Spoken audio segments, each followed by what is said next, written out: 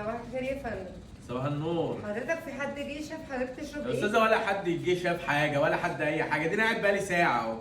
معلش يا فندم حقك علينا، دقيقة واحدة بس يكون في حد عند حضرتك. يا ريت. يا عمر يا صفية. نعم. هو انتوا ازاي ما شفتوش الاستاذ يشرب ايه كل ده؟ احنا مشفناهوش اساسا.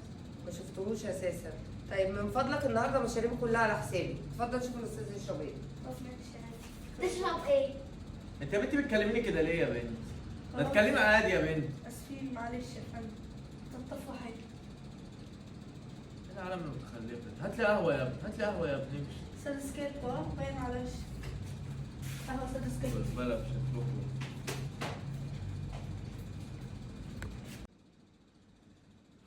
ما هو ادخل الحمام عشان ده حاجه بقت تقرف.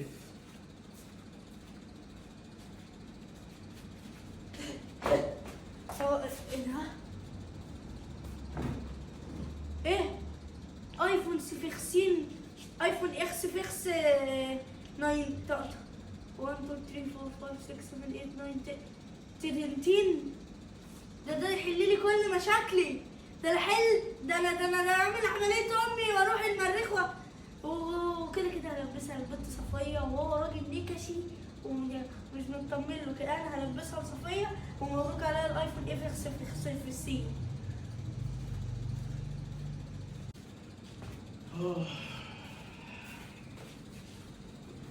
ايه ده؟ التليفون بتاعي فين؟ فين الناس اللي شغاله هنا؟ نعم في ايه؟ فين يا ابني التليفون بتاعي يا ابني؟ كان هنا يا ابني. زي ده شبه ده كده؟ ايوه. لا مش بتاعك والله، بس لا معرفش. فين اللي شغالين هنا؟ فين صاحبة المكان ولا الزفت اللي هنا يا جدعان؟ تعالى ايه يا يا استاذ بالراحة؟ بيتهمني يلا. ان انا سرقت الموبايل ده وانا ما سرقتش حاجه، ده بتاعي. يا استاذة تليفوني. اقول لك اماره الباسورد انا مش عارفه. إيه؟ سيبونا بقى ممكن في حاجه تديله بقى. الباسورد لو سمحت؟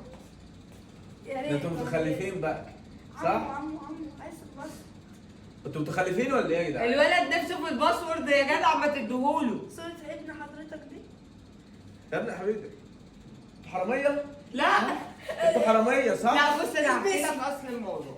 لا انتوا انا حرامية، هحكي انتوا لك اصل حرامية. الموضوع، افهمني بس يا ايوه أستاذ. احكي لي اصل الموضوع. الولد والبنت دول شغالين معايا من هم صغيرين، فهو انا معترفه ان الولد غلط، وانا بس حاولت الطف في الموضوع شويه لما لقيته سرق التليفون، بس عشان حضرتك ما تعرفش الظروف. الولد دوت والبنت دي من ساعه ما اتولدوا معلش حقك عليا. ومامتهم عندها مرض زهايمري. يا عم انت متخلفين صح؟